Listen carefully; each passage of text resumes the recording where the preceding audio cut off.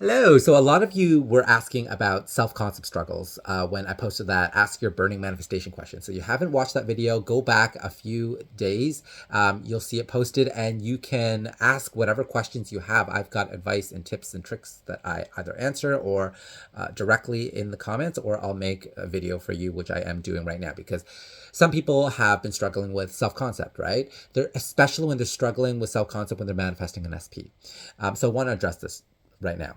So the simplest way that I found to deal with self-concept is just to become aware that this self-concept, it isn't you. It's just the ego. Self-concept is really comes from the mind, from the ego. Okay, that's the way that I like to make sense of it, and I like to explain it.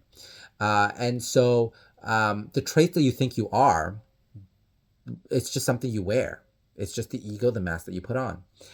So the way that you can get rid of this, because oftentimes if you're in a state of lack, if you have an ego that is egocentric about the 3D world, you just take that off. You detach from it, you drop that mask. So what happens when you detach and drop that mask? So that's what we mean by detaching from your old self-concept. It doesn't mean you're working on building up a self-concept. It doesn't mean that you're changing your self-concept. Some people teach it from that point of view. What I actually say is you let go of your old one and then you put on a new one. It's as simple as that. It's just shifting your identity. That's what it essentially is, right?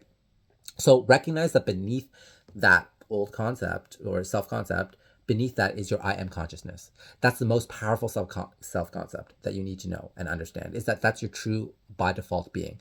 You are source, you are God, you are awareness, you are consciousness. And from that place of awareness, you get to choose whatever other ego, more shallower self concept, surface level, I shouldn't say shallower, but surface level self concept that you put on. And that's where I am chosen, I am loved, I'm prioritized, I am magnetic, I am charismatic, whatever, I'm confident. That's the common self concept that everyone talks about. But ultimately, you are awareness. That's really the true self concept that you need. But yes, putting on that new self concept that comes from the version of you that already has the thing that you desire to have. In this case, if you were manifesting an SP, you would be putting on that self concept from the place of I am awareness, I am source, I am consciousness. From that place, you can choose, okay, if I were the version that was already in a happy, healthy relationship with my SP, I would put this particular self concept on, wear this mask. And what does that look like? And that's the self concept you put on. There's no building it up, it already exists. All the beliefs and feelings and affirmations and assumptions come with that self concept. Yes, it's an ego 3D version of it, but that's okay because you know that deep down beneath that you are the I am consciousness.